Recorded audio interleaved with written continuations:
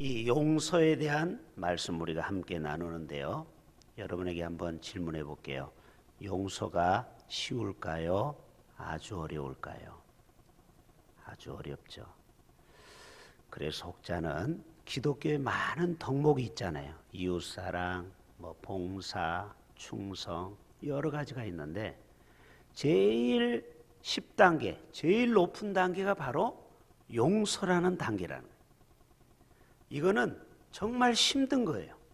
용서라는 것이 정말 우리의 삶 속에 필요하지만 우리가 이것을 실천하는 데는 너무너무 어렵습니다. 제 중고등학교 시절을 먼저 간증을 할게요. 제가 유한중학교를 다니는데 바로 수업하는데 제 뒤에서 친구 2명이 저를 괴롭히는 겁니다. 막 찌르기도 하고 자꾸 뭘 종이를 던지고. 여러분 여러분이 그런 적 있었습니까? 이렇게 괴롭힐 때가 있었죠. 그리고 학교 나가면은 덩치 큰 놈들이 야 성호야 가방 들어 막 가방도 들으라고 그래요.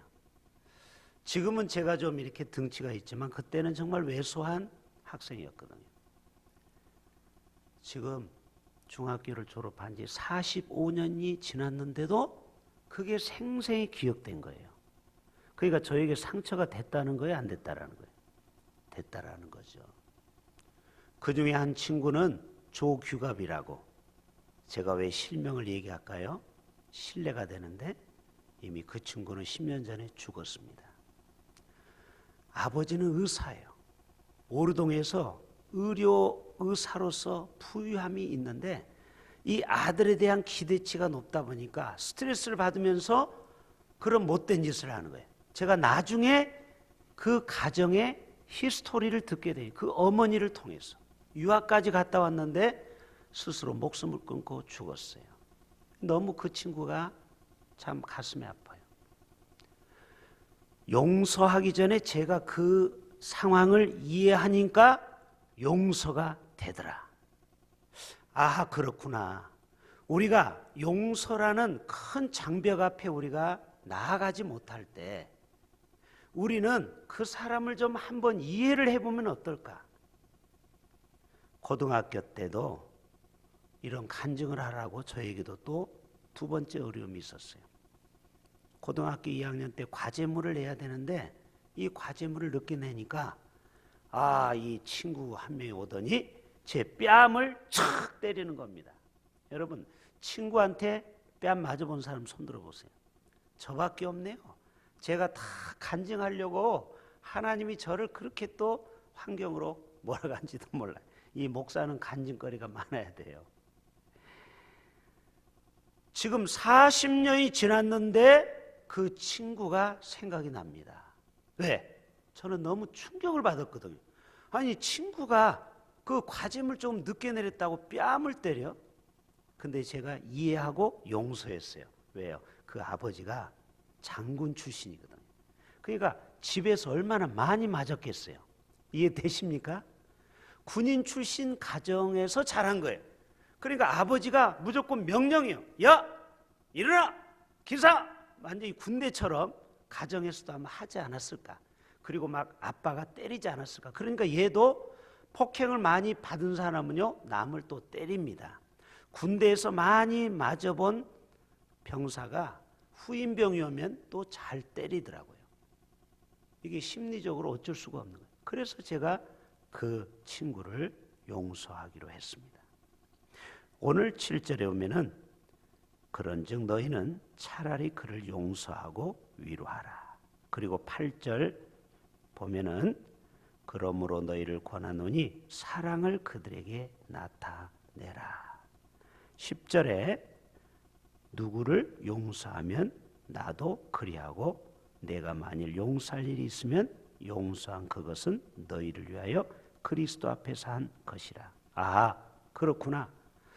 우리가 예수님의 말씀처럼 용서하고 위로하고 사랑을 보여주면, 그리고 주기도문에도 나온 것처럼 우리가 우리에게 잘못한 사람을 뭐 한 것처럼 용서한 것처럼 우리 죄를 용서하여 주시고, 이런 고백이 나올 수 있지 않겠는가 생각해 봅니다.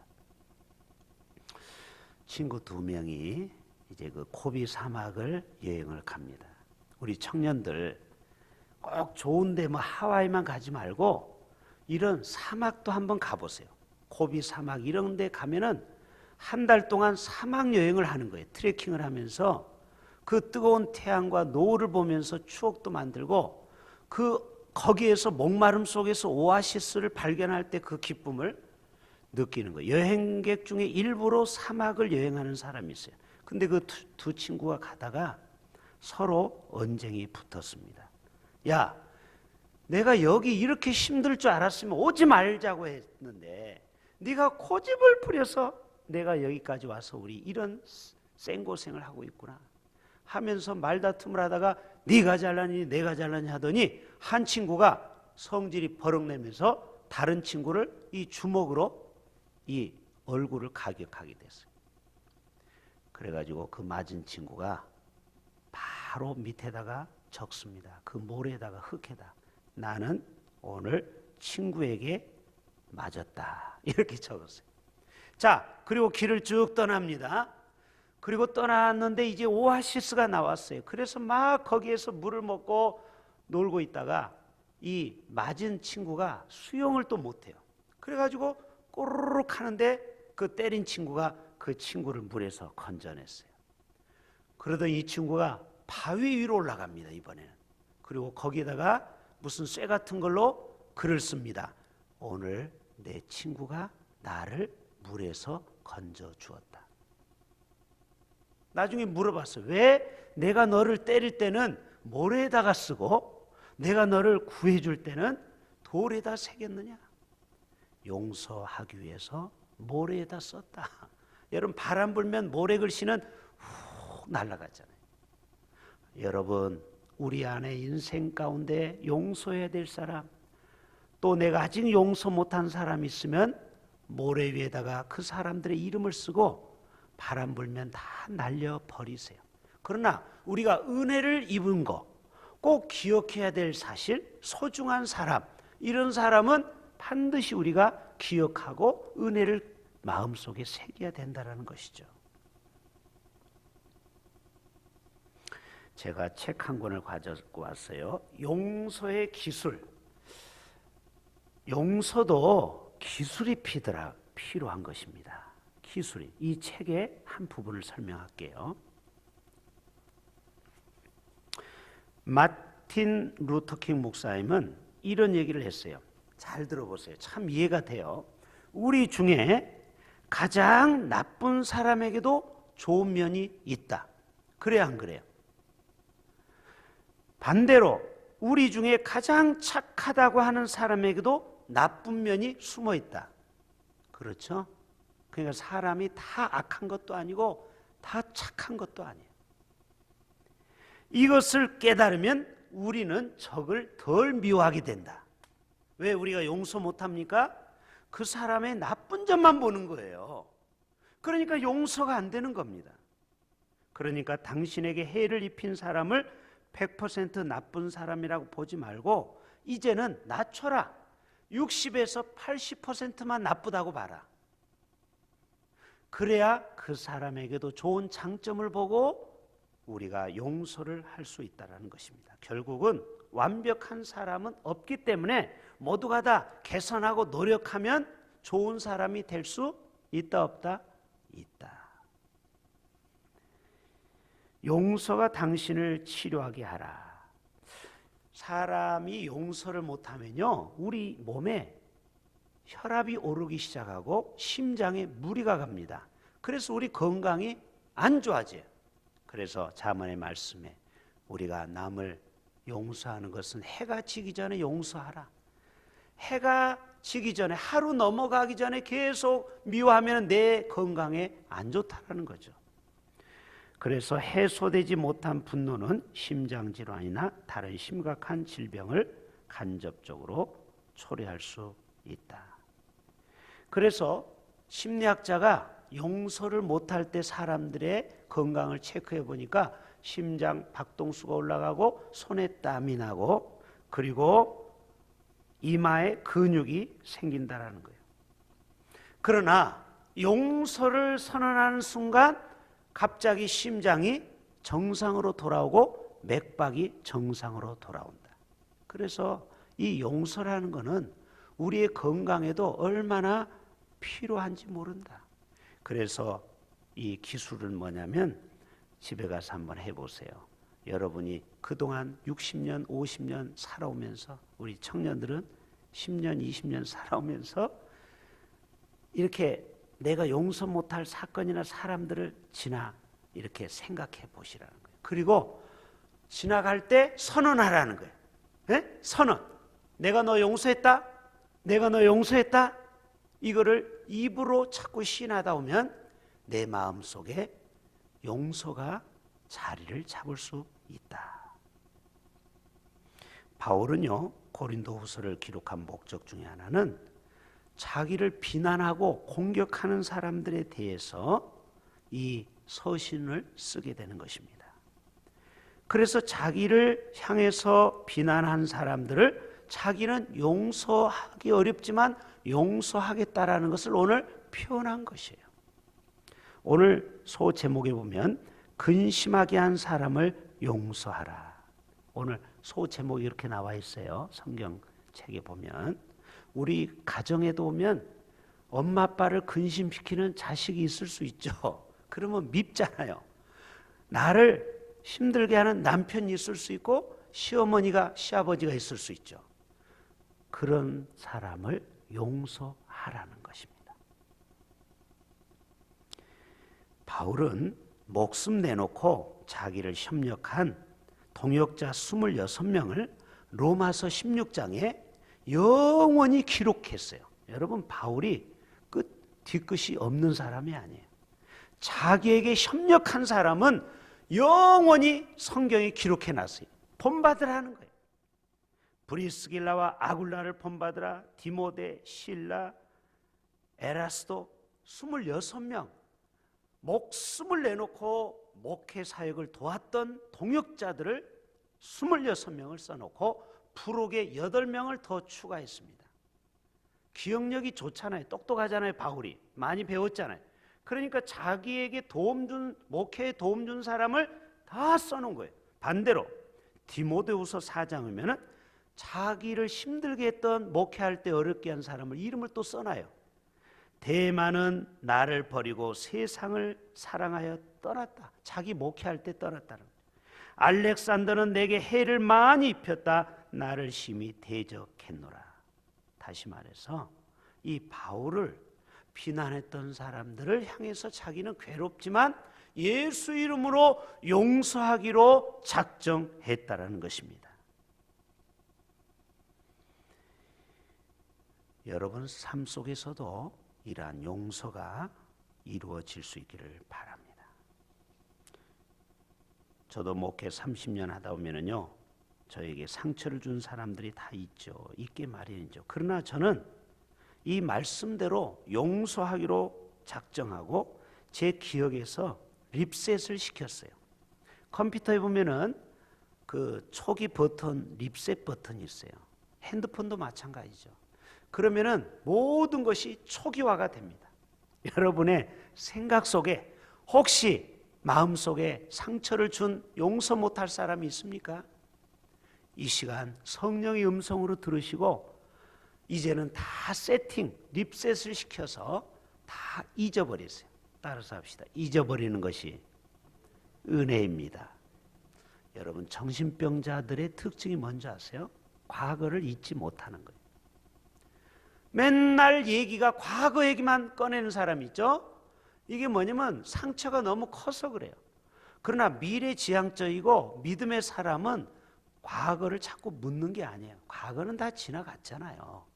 미래를 바라보고 미래에 대한 얘기를 해야지, 옛날에 나를 상처 준 사람, 나를 힘들게 했던 사람, 이거를 계속 되씹고 곧씹고 이런 사람이 있어요. 그러면요, 내가 한 걸음도 믿음의 발걸음을 뗄 수가 없는 것입니다. 혹시 여러분을 버리고 도망갔을지라도 심리도 못 가서 발병 난다고 그러지 마시고 다 용서할 수 있길 바랍니다. 혹시 여러분 돈 떼먹고 간 사람 있어요? 여러분한테 보증 때문에 집을 날렸습니까? 저도 목회하다 보면 그런 분들이 많아요. 그런 분들이 용서를 못하는 거예요. 남편이 보증 잘못 써가지고 우리 집이 이렇게 쫄딱 망했다고 제가 갈 때마다 남편에 대한 한을 얘기하는 거예요. 결국 그런 분은 노이로제에 걸리고 불면증에 걸리고 공황장애가 오고 우울증에 걸려서 고통을 받더라고요. 여러분, 이 정신질환은 다 용서를 못해서 그런 겁니다. 지금부터 여러분 건강한 정신생활을 누리려면 용서를 선언하시길 바랍니다. 그렇게 어렵습니까? 어려워요, 사실. 그러나 여러분 결심을 하셔야 돼요. 예수님이 나를 용서하신 것처럼, 예수님은 1만 달란트 비유하잖아요. 1만 달란트로는 한 달란트가 2억에서 3억이에요. 그러면 1만 달란트면 1조 원이 넘는 겁니다. 예수님이 나를 죄 가운데서 나를 건져주신 것은 1조 원의 가치라고 계산해 봅시다. 나는 이미 1조 원의 용서를 받았어요. 이해되십니까? 근데 내 주위에 나에게 300데나리온 빌려가서 안 갚은 사람이 있어요. 요즘 말하면 한 300만 원 빌려간 사람. 그거 그냥 잊어버리세요. 그냥 잘 먹고 잘 살라고 그냥 잊어버리세요. 그거 못 받았다고 그거 300만 원 가지고 평생을 고통 속에 살지 말라는 것입니다. 그 사람을 복 달라고 기도하면 나중에 부자가 돼서 갚을 거 아닙니까? 그래서 여러분 빚쟁이들은 절대 그 사람 미워하면 안 돼요. 왜? 그 사람이 잘 돼야 빚을 갚을 거 아닙니까? 그러니까 막 한약도 사다 주세요. 아시겠죠? 막 불고기도 사다 주세요. 그래서 잘 먹고 건강해서 돈을 많이 벌어서 빨리 갚도록. 네.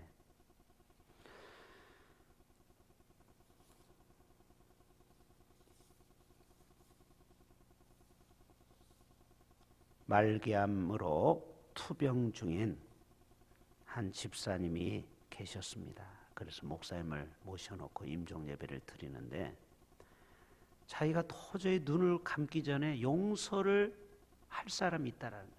그래, 집사님 이제 주님 앞에 가는데 용서 못한 사람이 있으면 안 되죠. 지금 얘기해 보세요. 그랬더니 이 집사가 있다는 거예요. 이 집사.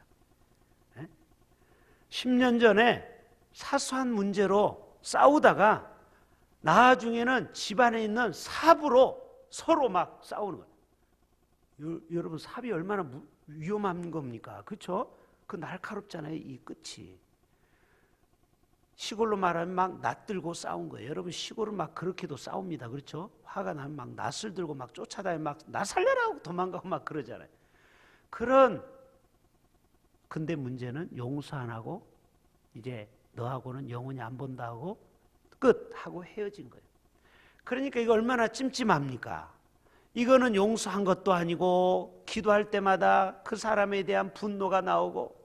그래서 이 목사님에게 제가 힘이 없으니까 목사님이 대신 가서 이 집사님에게 가서 내가 용서했다라고 전해주세요.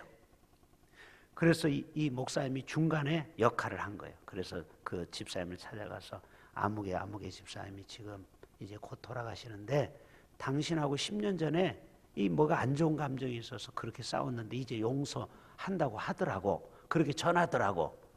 그랬더니 이 집사님이 눈물을 흘리면서 목사님 그 집사님에게 가서 꼭 전해주세요. 나도 용서하겠다고.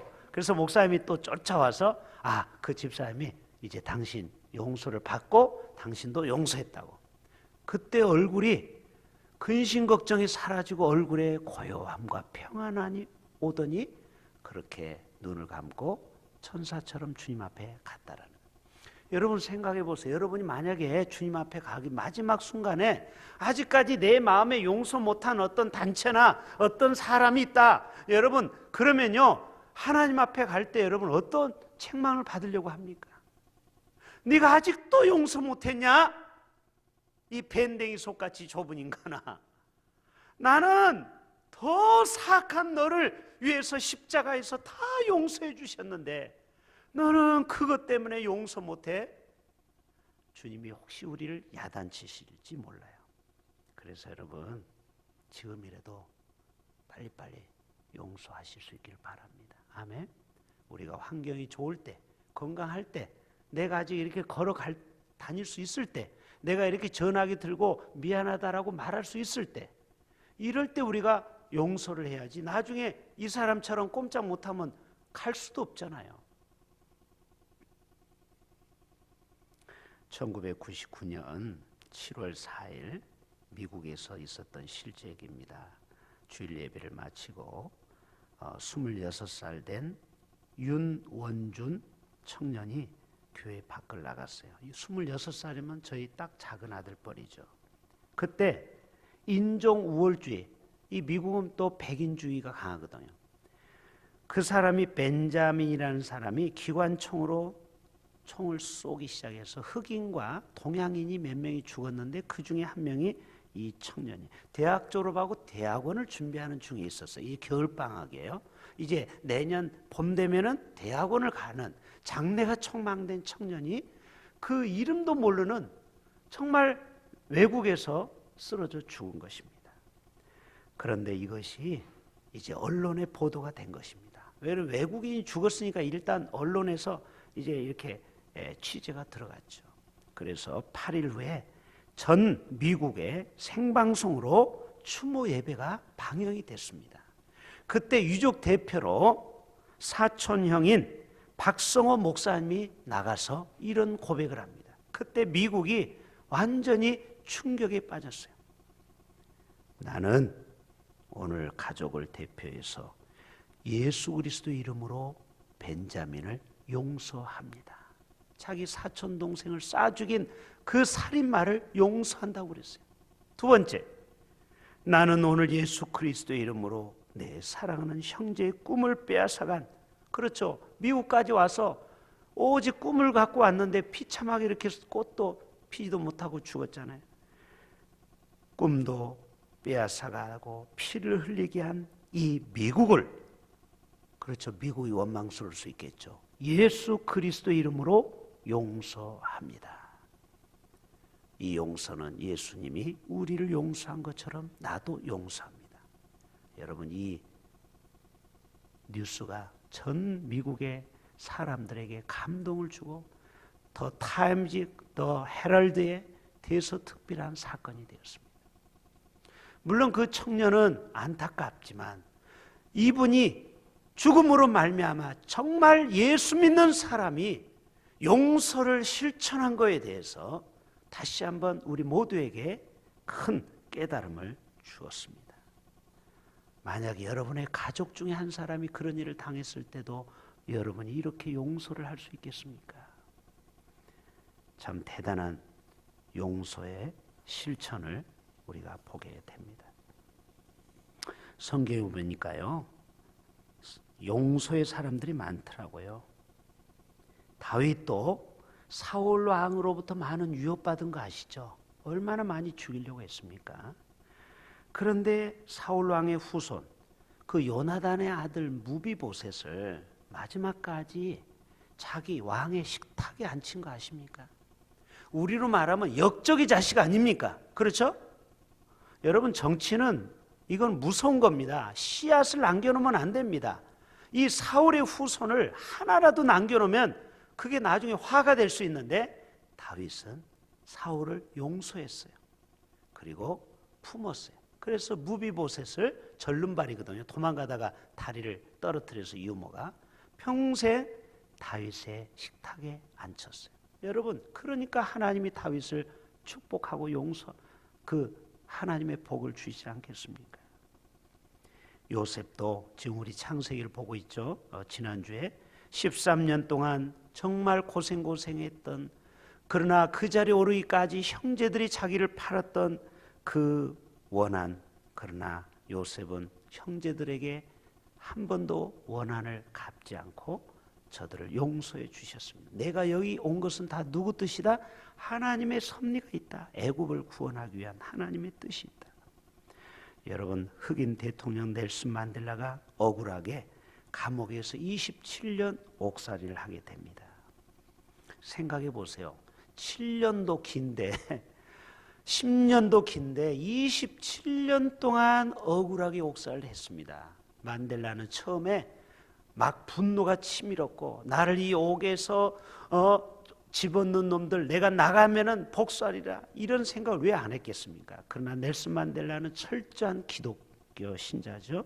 나중에 남아프리카 공화국 대통령이 되었습니다. 그때 행정부를 이끌 많은 수반에 이끌 사람들 임명할 때 자기를 힘들게 하고 옥에 가뒀던 그러한 대적했던 사람들을 다 내각에 임명을 했던 것입니다.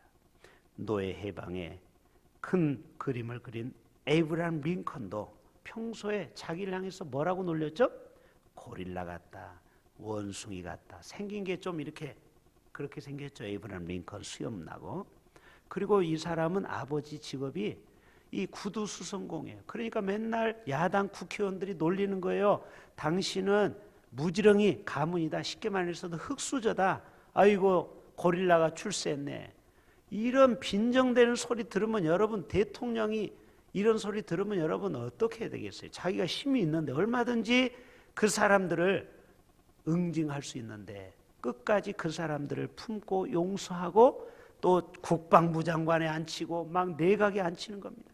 그래서 아브라함 링컨이 죽을 때 그 국방부 장관이 온 거예요. 가장 에이브라함 링컨을 아주 가시처럼 괴롭혔던 사람이었어요. 그러나 그를 국방부 장관에 앉혀서 자기와 함께 임기를 마치니까 거기에서 펑펑 울면서 내가 지금까지 만나보았던 어떤 사람보다도 여기 누워있는 이 사람이 가장 하나님의 사랑과 용서를 실천한 사람입니다 하고 고백을 하게 되었습니다. 예수님 얘기하고 마칠까요? 참 예수님은 용서의 화신이에요. 용서의 화신. 자기를 은 30에 팔았던 가룟 유다를 성경에 보면 한 번도 뒷골목에 데려가서 때리거나 저주하거나 이러지 않았어요. 네 할 일을 해라. 너는 어쩔 수 없이 나를 팔아야 될 운명이구나 하고 끝까지 가룟 유다를 용서하셨습니다. 로마 병정들은 말할 것도 없죠. 양손과 양발에 카시멜류관을 씌웠 그들을 저들이 알지 못해서 그러나이다 하고서 끝까지 저들을 용서하셨습니다. 그리고 제자들이 몇 번을 용서할까 했더니 7번씩 70번이라도 용서하라. 이거는 무한정의 용서를 얘기하는 것이죠. 오늘 또 이러한 예수님의 용서를 우리가 실천하는 저와 여러분 되실 수 있기를 축복합니다. 반주에